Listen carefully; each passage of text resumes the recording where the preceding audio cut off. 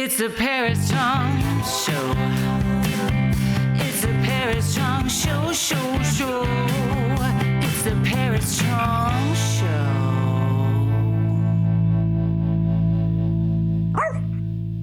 Hi, everybody. It's me again, Paris Chong, and you're listening to the Paris Chong Show. Maybe watching, but hopefully listening at least. And I have a very, very special friend and guest here today, the amazing man with the golden voice, Ed Justice Jr. Well, thank you very much. It's a pleasure to be here, really an honor to be here on your podcast and to be in on the ground floor, so to speak, too. It really is. You're you're for the first group. Yeah, well, that's great. I've known you for a while in your role at the Leica Gallery, and you're standing in the industry and in the art world and all that. And, it's been really fun to get to know each other over time. Yep.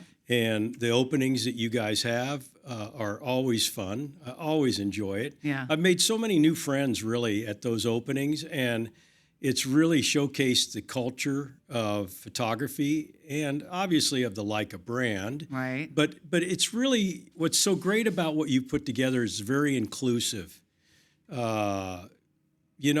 It is about the brand, and that's hopefully what you're going to achieve, but it's so much broader than that. You know what I mean? It's not the hard sell. It's really all about, it's all about the love of photography and the art of photography. And it's in its incredible many forms. And the love of art. Yes. That's what I do it for. Right, yeah. Design, exactly. Aesthetics. Yep. I always say, a lot of people know if they're looking at something good, but they don't quite know how to get there. Right. They don't have a clue on how to execute a good design or take a good picture, but they might know it when they see it. And I think that's the education process. You know what I mean?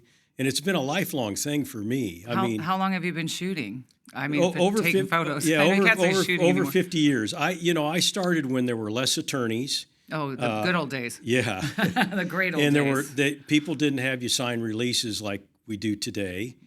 And I was able to get, my base was in motorsports, but that's not been my only love. I do photography along the lines of, and you're a broadcaster. Right, yeah. But I'm inspired by guys like Ralph Gibson and others. There hasn't been a photographer that I've met or seen their work that hasn't had an effect on me, both positive or negative. Right. Okay? And when you listen to the Beatles, you're listening to everybody they ever listened to. It might be country western. It might, with Carl Perkins, big influence with George Harrison. It could be Little Richard. It could be all of that. And their music was a homologation of all their, experiences. Right. And that's the way I look at my other photography. The more artistic, the more abstract, the more cultural, pop, whatever. I'm sort of like all over. No, but your photos are incredible. Yeah, well, so thank much you. So that Ed is going to be showing this year at the Leica Gallery LA in November, December, our holiday show, which is always a good show. That's great. I'll wear my Christmas suit. No, I'm so excited about that. He's dressing like Santa? Yeah, I will. I'm perfect. I was looking for someone. Yeah, I'm so excited. Hey, I'll do anything. Oh my God, we got him. Yeah. But you're a little bit thin for Santa, but well, I don't can put know. on the suit. But Santa does Ozempic now. Yeah, exactly. So Everybody does Ozempic it's LA. now. Yeah, it's LA. Exactly. And I can't even spell it. But anyway, but I would never do that. Yeah. Well, even if I don't feel like I need to lose. I want to lose 5 pounds, but I would never take a drug. Yeah. Or is it a shot? It looks like I guess. I don't know. I can't imagine. You're talking to the uninformed. Yeah, here. I don't know what it is. I read an article. I have to say Why? there was an article in, I think it was the Wall Street Journal, about a lady who wanted to get off of it and was concerned about whether she could keep the weight off. And she was able to, which is a good thing. Yeah. Because all I know about that drug is that supposedly those drugs, once you go on them, you can't come off. Yeah. But here's a case where maybe you can. But Yeah, I agree. I know. Look, I think it would serve everybody everyone wants right to if you lose blew 5 up if you pounds. take them off. I think it'd be like perfect if like when they find out what's really going on with it, like you stop taking it and you get gigantuous. Yeah. There's a and movie you're in bigger that. than you ever were before in your whole life. Eddie Murphy is writing a movie Yeah. on that right now. I hope so. I don't the whole idea of taking drugs. Like I mean, I don't know. That's so 80s, but I just don't want to take anything unless it's like going to really save my. I need it to save my life. I don't see why anyone would do that. Well, I think most Everyone's doing it though. most doctors. Well, look, with everything has a side effect. Yeah. And so you always, as people get older and they have to take this drug for that and that drug for that, it's always weighing the benefits versus the downside. That's right. And those decisions have to be made. And sometimes the benefits are well worth it Have that for the heart downside. attack. Just have that heart Yeah, attack and yeah, don't take yeah. that Go other down stuff. hard. Makes you no. Yeah, exactly. It's a toss up between dementia and a heart attack. But what's worse? Yeah, I mean, look, this goes to cancer treatment.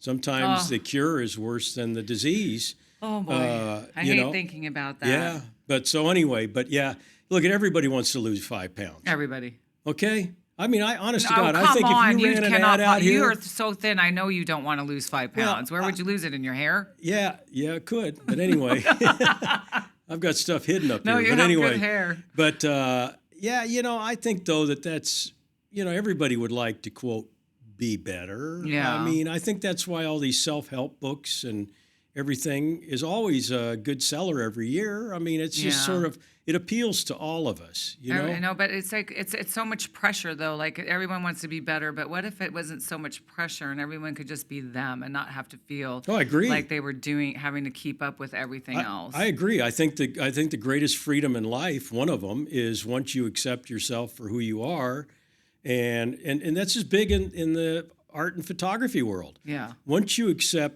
find your voice, once you find what it is that's unique to you and not a copy of someone else, and you are, secure enough then to go down that road and plow the field and stay. Look at this, you find this in comedy.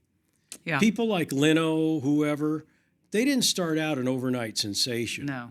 You gotta plow that field. You gotta work it. You gotta get out there, et cetera. And it's the same thing in everything. You gotta stay true to your belief. And look, at people told Leno he needed to get a chin job. I think Tom Selleck, somebody told him he needed something. Burt Reynolds, it was told he needed something. He needed a bigger mustache. Yeah, you know what? There's always somebody that's going to tell you that if you only had baloney to all that. Mm-hmm. You have to take, like I tell my daughters, girls, you got to play the cards that you're dealt. Yep. Okay? You don't get the You're flat-chested. Deal with it. Well, yeah, whatever. If whatever, you get a certain hand, you've got to play that hand the best you can. That's good you said that. I love that you have daughters because you're such a manly man that's into such manly things like I love my photos daughters. And watches, cars, and you have 2 girls. Yeah, no, you know what? I wouldn't trade them for the world. They're both. Look, I have 2 daughters, and obviously I have a wife, and all of our dogs have always been female. Oh wow! And so consequently, I say I'm metrosexual. Yeah. I can't help it. Well, your hair gave you away. Yeah, exactly. Well, you're just so clean. I mean, if I just saw you sitting in a restaurant, you'd say, I might "Let's buy this think guy a meal." He doesn't have 2 daughters. Yeah. No, and let's buy this guy. And you're so thin. Yeah, thank you. Well, Ozempic. No. So, you know what? I'm an active guy. I don't have any necessarily. I'm not going to lie. I don't have any necessarily a exercise routine because I'm just active. Really, you don't do any exercise? You just stay lean. Not per se. I walk a lot. Yeah. And then, they say walking exercise. walking is the key. Are those your walking shoes? Those are good. No. Yeah, walking is key. I walked so much in New York. I walked the Brooklyn Bridge this weekend for the first time, and with my girlfriend who's been living in New York for 30 years, her first time. I walked 14 miles, and my poet Hussein walked 22 miles. You know what? Walking is not a chore if I love it. if you're in New York. Yeah, somewhere interesting. Yeah, you want to look around. You don't want to walking go on a treadmill. Else. Oh God. Okay, I think I'll pass Shoot on that me. one. Yeah, what is that? I don't care what video I don't screen. even. Yeah, I don't care what planet they're showing me. It's Yeah. not fun, and it's boring. And Yeah. usually the people next to you are also boring. Yeah. No, walking in New York, walking in a certain Walking towns in in LA. Europe. Yeah, right. Whatever. Yeah, Walking it's in great. LA. Yeah, it's a great song. Oh, Yeah. that's the name of my. That's the title of my next group show. My color group show is called Walking in LA. Really? And it's all color photos of California. Now, listen. What are you showing when you come to Leica Gallery LA in November? Well, this is somewhat to be determined. I mean, it's almost like I felt like maybe we should call it double something and show the, surreal abstract that side and a few motorsports pictures. I mean, look, I could do a deal on either one. Well, it's really. I tried something new this year. I've been trying to do some new things, and there's so many changes going on in the world. There's so many changes going on at Leica. There's just so many different things, people coming and going, and I'm trying to find new ways to be interesting and do things differently. And so this year, I kind of themed out my titles of the show. So this month's Black and White Group Show #1, and Yep. some weirdo on Instagram's like, "Oh, is there a #2?" I'm like, "Really?" So yeah, there probably will be, since I did. I know it took me 10 years to do #1, but yes, there'll be a #2. Well, then there'll have to be a #3. Yeah, then there'll have to be a number The 21 number one 9, day. Yeah, so yeah. I'll be 100 years old, number 21. So, but then next show is all group show, color show called Walking in LA, and Ed's showing with Edward Keating, who's Yes. passed on. Yes. And your show's kind of be called themed Route 66. Yeah, But you fine. guys will individually name your shows, but his book was called Route 66. Yeah, no, Edward Keating, I never met the gentleman. Have a great respect for his But photography. now you have to contact him through Ouija board. Yeah, well, I'm really, really He's honored. amazing. Yeah, no, he's amazing. Really honored to be showing with his work. He's incredible, and I met him a long time ago. But his wife, Carrie, who's done an incredible job of keeping his legend alive and his archives going strong, has been reaching out to me. But I was honest about my hesitation about showing artists that have deceased, just because that's kind of not what I do at Leica. It's there's people want to meet the artist at Leica. People want to meet the artist and Well, I could see change that. Yeah, costumes. So yeah. put Well, on you're my going to be Edward dressed as Keating. Santa. You're going to be dressed as Santa. Yeah, So and then I can yeah. dress as Edward Keating. Yeah, will be also And- very psycho. Edward Keating, I have a great affinity for him as a photographer in that he was somewhat of a guerrilla photographer. Yeah. Photojournalist. The 9/11 work, Yep. which ultimately cost him his life, I know. was amazing. And that's something that, not to try and say, oh, yeah, I could do that. I don't mean that this way. But that's something that would clearly appeal to me, is sneaking in there under the deal, shooting pictures, capturing it real, not posed. I always I joke. hate pose photos. Yeah, I always joke about that. When I see posed photos and I go, another candid photograph. You know Yeah. what I mean? No, And but then saying that, I guess I did pose no, for it's some you know what? photos. There's a rawness. There's a rawness when you catch people in the middle of emotions. When you Bruce Gilden them. Yes, yeah, no, that's really raw. I don't Yeah. think it gets more raw. Yeah, I don't. If there's one person I wouldn't want my picture taken by, it would be Bruce Gilden. Me okay. neither. Yeah, Me neither. I'd be like, I I'm mean, busy that day and the rest of the year. I love his work. Yeah. I get it all. But boy, I'm telling you, he'd make me look the worst I possible know it's way. kind of funny. It's like, I guess that's his jam, to make people look as bad as they Yeah, possibly exactly. can. a He's hilarious, though. I a love Bruce him. Gilden picture of you on the cover of a national magazine. I don't know that you'd ever recover from that. I mean, seriously, it'd be like, I saw you on the cover. Yeah, and you go, it wasn't me. no, it yeah, wasn't me. not me, Wasn't me. It wasn't me. not me. That was not me. Yeah, no, it's Yeah, bad. that was Photoshop, by the way. Yeah. he put a I don't distortion know how lens he on does that it. thing. I don't know how he does it. Yeah, It's I really, know. really bad. But you know what? Look, that's what makes the world go round. Again, it goes back to Bruce Gilden found his voice, and he's got that look. That's a Bruce Gilden photo. You know it. A block away, if you had a big billboard and we're looking out the window here, you'd go, "Yeah, Bruce shot Gilden, that." yeah. Yeah, I mean, and that's really what you want. You don't want to be generic. No. But back to Edward Keating, his work on Route 60. Look, I've shot a lot of stuff on Route 66, and I'm not going to. by no means would I want it to be, well, there's Edward Keating's work on Route 66, and there's Ed Justice Jr.'s work Yeah. on Route 66. Not at all. No. Mine will be automotive influenced, et cetera, et cetera. We want With your a abstracts, variety. I hope. Because I really am loving your abstracts. Variety. And that's fine with me, that's primarily, I have some color, but people, they go, hey, Ed, I love that black and white work you do. And I go, well, it's really important you understand that my basis in my photography started in black and white in an era where color photography was very expensive. And as a young guy, I was shooting for the magazines at 14, believe it or not. I do believe it. And again, it was a different time, okay? It's hard to believe in today's world, but it was different. And in order to afford film, yeah. I'd buy it at a place in Hollywood that sold to the studios. I'd buy it in bulk, 35 millimeter, load it in the canisters, the reusable canisters, shoot it, develop it myself. My dad was a very big photo bug, very big. His father, my grandfather, had a camera because he was an auctioneer, and he needed it. See, everybody's got a camera today. The farther you go back, nobody had a camera. Right. And so anyway, black and white, and most people don't understand that the first newspaper to run color was USA Today. USA Today is really not that old in the scope of history. And so if you wanted to sell photographs, it really had to be black and white. That's where you made your money. So my basis came in black and white. So I love the black and white medium. And people have rediscovered black and white. And I always tell them, if you saw that picture of the Hindenburg and it had the big flames and all, it would be very spectacular.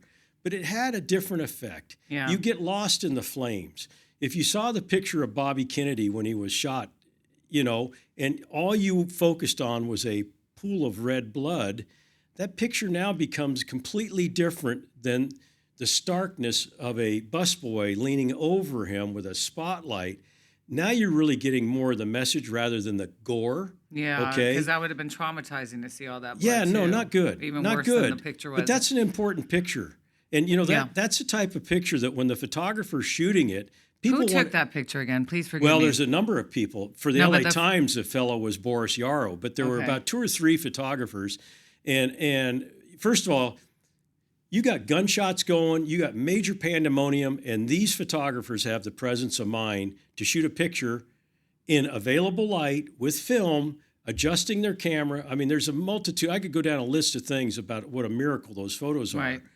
And when you're shooting that picture in those circumstances, because I haven't been in that exact, but I've been with crashes with race cars and all, people literally would rather punch you than have you take a picture because they think it's a major violation. But you're recording history. Yeah. And it doesn't mean that when you record it that it has to be distributed. Okay, now in today's world, people immediately distribute stuff. They don't even give it a thought about the ramifications. It's not good. But back then, they made on Nick Oots' Napalm Girl picture. When you know the backside story on the decision on whether to release that picture, it was not just, hey, wow, this is a incredible shot. This can help us do whatever for the war. Let's put it out there. No, it was a process. Yeah. And it didn't happen right away. So there was a lot more responsibility about, is this really okay to release a picture of a young girl, no clothes, burnt, running down the highway? Yeah. But it helped change the war. It helped change people's I show that attitudes picture to people all the time, and everybody knows that photograph. It's amazing, isn't it? Nick gave me one of those. Yeah. Is that crazy? Oh, that's amazing. I know. I have that photo. No, that's a possession. Yeah. That's it, and that's one of the possessions that don't possess me like the others. Yeah, that's a, look it's just one of those things. It's a simple click of a shutter. It changed a lot. That's it. Yeah. And so when you're behind a camera, you do have this amazing power to create good or bad. And, it's like that scene, Luke, here's the power. Be careful how you use it or whatever. I'm no Star Wars expert by any means. But the thing is, you can look at people with cell phones today, videotaping somebody on stage, they can ruin the person's career. I know. It's so off. I hate that. Yeah, no, it's not good. And so, there's a lot of responsibility to being a photographer. You just can't go out and just shoot stuff and just say, hey, let's throw it on the wall and see what works here, and not even think about what the ramifications are. I mean, I think about that on every picture. I really don't like to put out, I'm not a Bruce Gilden. Yeah. I don't like, I mean, look you see this in politics. When you're shooting a lot of these cameras today that are shooting high frame rates, and you're basically sub video.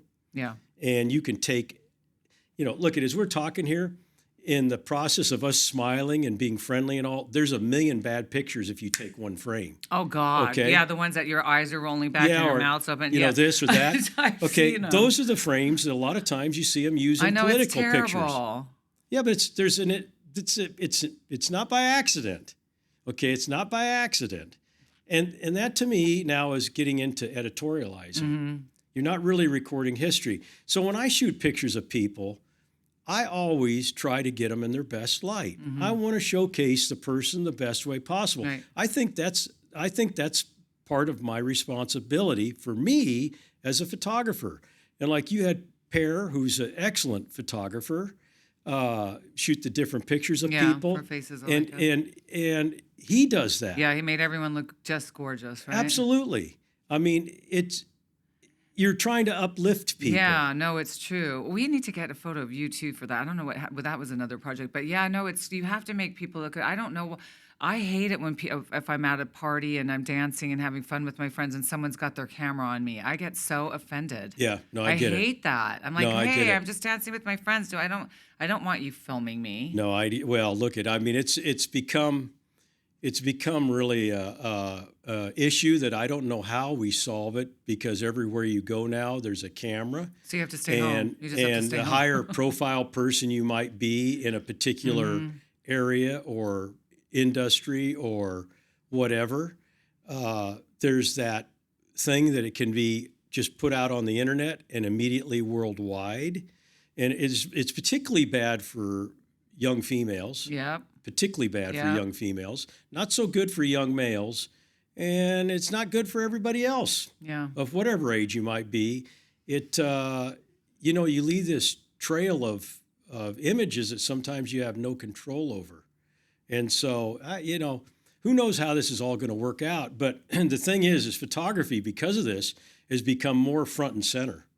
I mean, we have become a visual world. Yeah, it's very visual. Very visual. I mean, it's all visual now. And so everybody's become visual. Everybody, for a certain extent, has learned how to hopefully take better pictures. Yeah. And not everybody, but a lot. You'd have to if you look at them a lot. But, I mean, people are trying to learn about composition. People are trying to do this. And look, I think to do anything good, you have to have a serious passion and desire. Mm-hmm. It doesn't come without passion or desire. You just can't every once in a while do something and think you're going to be good at it. Right. It's got to be overwhelming in your life. And photography has been that always behind me, overwhelming thing. I always have a camera with me, and it's not just because it's a cool thing, but I'm constantly looking at things and looking to Hollywood directors like Hitchcock or whoever, because really those directors, movies are shot one frame at a time. Right. And they're framing. And so always looking at what caused them to frame it this way. Why did they do that? Why did they do that? Starting with the most basic, the rule of thirds, and then going from there, the intersecting lines. And Philip taught me about that. Who? From Philip Quinco from Leica. Yeah. He's like, the rule of thirds. Yeah, like, yeah. What is that? Well, I've got to spend quite a bit of time with Ralph Gibson, and Lucky you. I love Ralph. Yeah, I do too. Awesome. He's a great guy. guy. A lot of people think he's pretty hardcore, and I have no problem with that. I saw him make a man cry. Yeah. At a review or something. Oh yeah, no, I've heard about this, and look at he in some of our conversations, he's a brutally honest guy, which is great. I like agree. That. Yeah, that's my jam. I agree. I have no problem with that, and but also when he gave me a compliment, when the compliments are good, they're good. Yeah, he said, you know what? He said to the crowd, he said, if you can shoot cars like Ed Justice can, you can shoot anything. And he said, I've always said that about architecture. If you can shoot architecture, you can shoot anything. Architecture well. Right. At that level, like a Julius Schumann or whatever. No. And I thought about that, and I go, wow, that's really great, because cars are really architecture on wheels Yeah. because of the design and all that. They're beautiful. Yeah, the aesthetics and all that. And I'm very tight with the Art Center College of Design. I've done a couple classes up there. I've been a professor at a couple classes on LA stuff and different things. And the department chair of the transportation department just retired, Stuart Reed's very, very good friend of mine. And so my whole life has been around the design world, and I like that, you know what I mean? And most of the automotive designers I know, or I've interviewed or spent time with. And, I was up in Las Vegas one time, they rolled out a car, I'm not going to say the brand, and one of the top designers for that brand was sitting next to. And what was the brand? Yeah, I know. I'm not going to tell you the brand, but he worked for that brand, and I forgot that he worked for that brand. And I said, when they rolled the car out, I go, wow, there is a lot going on the side of that car. and he looked at me and he goes, yeah, maybe a little bit too much, don't you think? And because, the designer can only do so much, and then management gets involved, and then forget it. A guy in marketing says, can't we have these louvers on the side of the car like, that other one's got, or can't we have portholes, and that's what they call styling. Right. There's a difference. So they do the design, and then they do the styling. And some of the jobs, they start out great, and by the time it's produced, it's like, yeah, I think I was the designer on that car. I don't know. You know what I mean? Yeah. So, well, this is something I would never ask anybody ever in a million years. But since you are a car guy, especially in LA, being a woman, but because I don't know why everyone's so obsessed with cars, what kind of car a man drives. I always thought was a weird thing to ask. But since you are a car guy, what do you drive? Well, I drive basically two cars. I drive a Chevy Suburban. Okay. It's a Z71 off-road model, really nice, really great vehicle. And I also drive a Turbo S 911. Okay. And which is, constantly people in Teslas want to try and show you that they're faster than you, and it gets old after a while. But anyway, because they aren't. Yeah. Okay. But anyway, but yeah, no, nice cars. I love Porsches. I've been around the brand for years. I know Wolfgang Porsche. I've been to the Porsche family home in Zell am See, the town there, not actually in the home, just to be correct. And just you were stalking from the outside in the bushes. Yeah, no, just soaking it up. It's it's a beautiful, am See is on lake. It's a beautiful little town. It's where they. Where's it near? Where do you what? It's south of Salzburg, down in that area. It's close to Berchtesgaden, which was where Hitler built the Eagle's Nest. It's close to what was the southern head of the Nazi Party. Wow. Sadly, but it's a beautiful part of the country. Yeah. And well, Germany's pretty. Oh, Germany's look at Germany, Austria, Gorgeous. Czechoslovakia. Yeah, I've been to what Czechoslovakia. was originally called the Austro-Hungarian Empire, all that region, when it was all one, right, before it was split up, and which is part of what was World War II was about. Where is your origins from? So you could call me an American, all right? I like that. My dad was French, Dutch, and English, and my mom was German and Polish. Okay. And so clearly, I'm a Duke's mixer. Yeah, but you seem very American. Yeah. I know people always are surprised that I feel very American also. Yeah. You look at, my parents were immigrants, and both my parents came out of the Midwest. The Midwest. That's why you're so nice. Yeah, thank you. Well, you know what? I have to say, I love the Midwest. Guys are always so well, nice. I love the Midwest part of American history. I really do. Right. There's a lot of Walt Disney, a lot of people that came out of the Midwest that molded what a lot of us know as America. Yeah. The image of America. And it is an image. It's an image we sold around the world. I go down in Austria, southern Austria, and there's a Route 66 cafe, okay, with a motorcycle That's hanging on the cool. sign. Yeah, you you just don't understand this image that we sold. But when I traveled in Germany the first time decades ago, I found out why the Midwest American diet was meat and potatoes, because that's German. Yep. German diet is meat and potatoes. It sure is. That's why I lose so much weight every time I go to Germany. Yep. I don't eat like that. It's Yeah. always just some sausages Well, and meat. And yeah. I'm like, oh. And vinegar. Yeah. I like sauerkraut, though. Yeah. But my But the dad other was stuff, a no. meat and potatoes guy. He'd put vinegar on everything. I ended up in a Horrible wine in Germany. oh yeah. Oh. Yeah, well they're not really known for Ugh. Riesling. No, the beer, though. Is Riesling. Yeah. Oh. Yeah. Oh. Okay. What is that? Yeah, so anyway. Vinegar. No, I know. It's like sweet vinegar. I was in Germany Poison. one time. Okay, now I'm talking about this is before the bottled water became a thing, and I drink bottled water. Yeah. Okay, so just to clarify, but I at that point in my life, I was drinking tap water, and we're in this place down in outside of Stuttgart, and the guy goes, "What do you want? You want water? Yeah, just tap water. Tap water. Yeah, tap water. Jesus, tap water." and the guy from Mercedes goes, "We don't drink tap water. We use that to wash our clothes." And so I'm like, well, look in Europe, you've got pipes that could be 300 years old. Yeah. Okay. I sort of got the picture very quickly.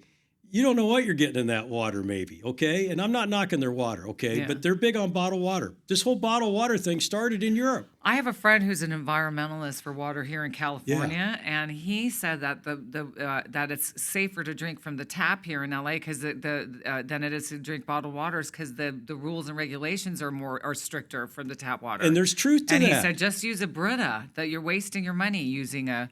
And you know what? There have been multiple stories done on this. Mm-hmm. John Stossel did one years ago when he was on 2020 or whatever it was. It's absolute truth. I just bought a Brita. Okay? I was like, I believe you. So I had to learn when I was in Europe how to say. At that time, I didn't like bubbly water, so it was a Wasser ohne Gas, meaning water, no gas. Right. And if you want Wasser mit Gas, and then it would go to France, it was sans Gas. Well, I'm glad. So you have an extensive German Yeah, vocabulary. I mean, I see. tell you, that's more than I know. 9 and Octune. I know we're super American, but why don't you tell us about your book that is sitting over there? So I'm actually working on a couple photo books. Fancy. Long overdue. This was a book that we did. This was a 5-year project, 500 pages, which it wasn't planned to be 500 pages, but it was sort of prophetic because. With the history of the Indy 500 in our family, that's a number and the Daytona 500. Yeah, it makes sense. Yeah, it was like divine, okay?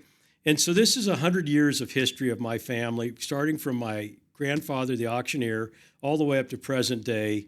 It covers, my dad in the war overseas. My dad served in World War II in the 8th Air Force. It goes to their beginning in the automotive industry. It covers, because this came out about, a few years ago, it covers, this year we celebrated our 79th year of participation in the 108 Indy 500s ever run. Wow. And which we've won twice. My dad and uncles won in 1950 with Incredible. a fellow by the name of Johnny Parsons. And then I won in 2021 with a driver by the name of Elio Castroneves. And we got 10th this year with one of our cars. And so it's got that. My dad and uncles were the first sponsors in NASCAR. And so this is my Big other car life. Family. Yeah, this is my other life. That's a big part of your life. It is a huge part of my life. I spend every day this part of my life. But this part of my life has afforded me to do a lot of other things that I really, really enjoy. Because look at, I still shoot actively at races. I shot at Indianapolis the other day, shot the race. I shot at the Long Beach Grand Prix. I was down at Daytona at the beginning of the year. I'm traveling all the time for that type of stuff, photographing our cars and other stuff.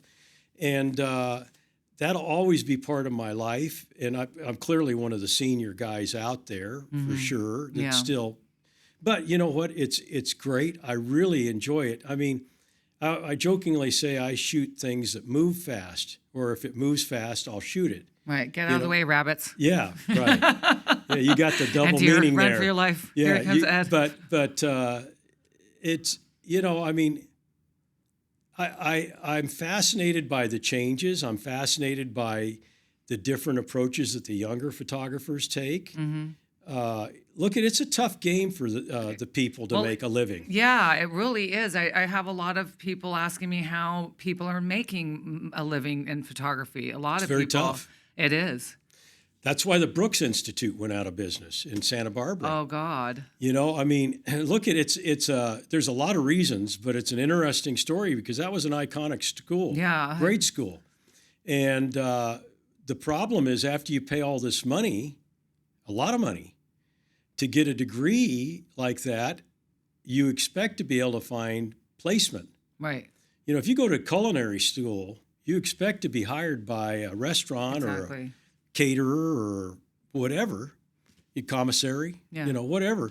And when you come out of, say, a photo school or a design school or whatever, and you cannot find work, wow, it sort of devalues the value of that degree. Yeah, that's not good. No. That's very bad. And so, when school you closes. got to really, I did a post on Instagram the other day showing that in 1970, I was in high school, and I sold 12 pictures, 8x10s, for $14. Going around the pits. In high school? Yeah. And you got your first job at 14? Yeah. And now the kids don't want to work. Yeah. And don't know what to do. That's good. You were like that. I think kids were like Julian Wasser, same thing. He was like 13 when he started working for selling his photos. Yeah. But I really admire his work. Oh too. my God, he became a dear friend. Yeah. I I've got his love book. him. I love that guy. Oh, we had a little He joke. had an eclectic photo career. He's incredible. He was a funny guy. You know how he is. Yeah. So we used to have this thing. We used to like this little game. We used to like to play at the gallery. That when someone came in, I would go run and get his book, and we'd make them we'd be like, "Oh, look, this is Julian's book," and that's all we'd say, and they every single time would buy it. Yep. I'd be like, "Oh, someone's in the gallery. Let's sell the book," and we sold them all out, and you couldn't even get them anymore. No, you can't. But yeah, he walked. I checked the other day for somebody. Yeah, no, they're not out there. No. I and forgot, if you do find one, it's really, really expensive. pricey. It's right. That's right. I know, and I have a couple. I have a beauty. He wrote in my book that he The gave Way me. We He Were. said to my muse and confidant is what he wrote me. Is that great? That one picture at the Norton Simon of them playing Oh yeah. chess. Yeah. That's an iconic photo. Yeah. I mean, look, it's got a certain shock value. A lot of people maybe wouldn't. Oh, be he was on it, but- obsessed with big boobs. Yeah. He wasn't. You but- should have seen his first wife. Yeah. Holy crap. Yeah, Like, but that photo is one of those photos that lives on, and it's along with some other amazing. ones. No, I love the Yeah. Steve McQueen and. Yeah. Yeah. I mean, he had so many good photos. Yeah, Chad McQueen's a good friend of mine, Steve's son. The Manson murders. Yep. He was the first one there. Yep. He got that. Oh, he told me a horrible story about that, which I don't really feel like telling that story ever Yeah. again. But anyway, so getting back to you, we're so excited that you came in today. We're so excited to show you at the gallery. We're so Yeah. excited to know you. I'm so excited to know you. I love Ed. Ed's awesome. He always just looks impeccable. Well, thank you. And he's just appreciate such a that. gentleman. And I could tell that you had a really strong, powerful male influence in your life, and you turned out to be such a good man and Yeah, father. thank you. And there's Yeah. not enough men like you, Ed. Yeah. You know? Well, look, we got to try and do our best to help other people, learn and all. I mentor young guys, and I'll be quite honest. I'll tell you a cute story, and this can be the end. If on Instagram, I saw a young guy that was shooting pictures of little model cars, and I texted him on the backside, DM'd him, Mm-hmm. and I said, "Hey, by the way, I don't know how old this kid is. Yeah. Whatever. I just know it's a male. That's all I Yeah. know." And I said, what camera are you using to shoot those pictures? I'm using an iPhone. I said, you need a real camera. And I said, I'll tell you what, I have an extra camera. And I said, you go to your parents. And again, I don't know how old he is, but in today's world, he ended up being 42. Yeah, but I said, you go to your parents, ask them if it's okay, show them my deal. Ask them if it's okay if I give you a camera. If they're okay That's with it, nice. I will send you a camera, okay? And I will send you prints of pictures that were taken with that camera. Wow. Meaning That's I wanted nice him of to you. know that this camera's got magic. Right. This is what this camera shot. It'll do the same thing for you if you apply yourself. Okay, here's the tool. Now it's up to you. What camera was it? It was a D300 Nikon. Okay. It was a spare camera Yeah. that I had as a bang around camera I could hand to somebody. I didn't have to worry about it. Okay, it's a great camera. And so anyway, his dad, this is unbelievable how the world works on the internet today. His dad writes me this incredibly nice email. You know, we've actually been to your car collection, gone through it. We know who you are. Oh, wow. This is amazing that you want to give our son this camera. It means so much to my wife and I. This guy was worked for Women's Wear Daily. He actually is a friend of one of the crew in Leica that worked with him. The one lady, I forget what position she is. You'd know her if I knew her name. But anyway, and he was just retired as the editor of 2020, which is a leading magazine for eyewear in the U.S. And so I sent the camera to the kid, and I sent him the pictures of Billy Gibbons I shot with it, and I mean, some really, really nice stuff. He now went on and bought a nicer camera. He has that camera as a keepsake. How old was the kid when you sent the camera? He wasn't out of high school. He's now out of college. Aw. And he's gone to photo school, and he's got a good job, and he's really advanced and come a long way. And so, you know, that makes me feel good. Yeah. You know what I mean? You have to bring. Is he in California? No, he's in New York. Oh, I was going to say he should come to your opening. Yeah, no, he's in New York, and they have relatives out here that they visit on occasion. But, you know, you just never know. And, you know, you got to take a chance in life. You're never going to accomplish anything if you stay sitting in your house all day long. No. You're not gonna slay any dragons sitting on the couch. You know, I mean, you know, I remember when I got out of college and I had friends and they go, well, I don't know what I want to do. And I go, well, why don't you do something? And if you don't like it, you can check it off the list. Right. Okay? Yeah. And then go do something else. I don't like that. Okay. And I said, you will eventually get closer to what it is you want to do. But, you know, you can't sit there and just think, when is the lightning going to hit me? Yeah. And I know. You're such a good dad. I wish my son's dad hasn't been like that. I wish my son's dad was a better dad, but it's okay. Yeah. I'm trying to be the mom and the dad. Well, moms save a lot of kids. Yeah, that's true. I mean, we know, my family, we know a lot of single moms, and it's not uncommon today, and they've done a stellar job. It's amazing. They've done a stellar job out of some cases, not even like you're in a good situation out of complete chaos and flames and explosions and everything, you know, and create a very special individual. It can be done. It's not easy. Yeah. I mean, you know, it's a challenge. I respect those people. Parenting is one hell of a job. Good. No owner's manual. Yeah, no. Especially if you're a woman trying to raise a man. I don't know anything about Well, raising a man. But I've seen the vice versa too. He's- I've seen some really rough and tumble guys raise young girls. Yeah. And that is in itself I mean, talk about it's Venus and Mars. It Okay. really is, and it needs those planets are too close. It needs to be further away planets, Yeah. you know.